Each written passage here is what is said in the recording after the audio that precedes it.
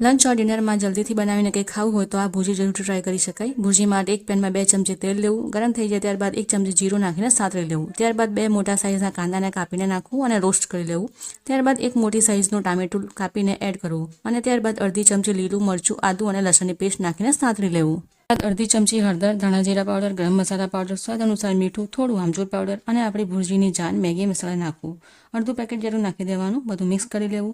2 થી 3 मिनिट आपणे पछी तेमां ग्रेट करेલું पनीर नाखवानुं छे। 4 થી 5 मिनिट थवा देवानुं अने पछी गैसनी फ्लेમને ऑफ करी देवानी अने गरमा गरम आपणी पनीर भुर्जी અહીં तैयार छे। तमे लंच अने डिनर में सर्व करी शको छो। खूब सरस लागे छे। Do subscribe the channel, like and share. हवे मळशुं नेक्स्ट विडियो में। त्यां सुधी एन्जॉय करो।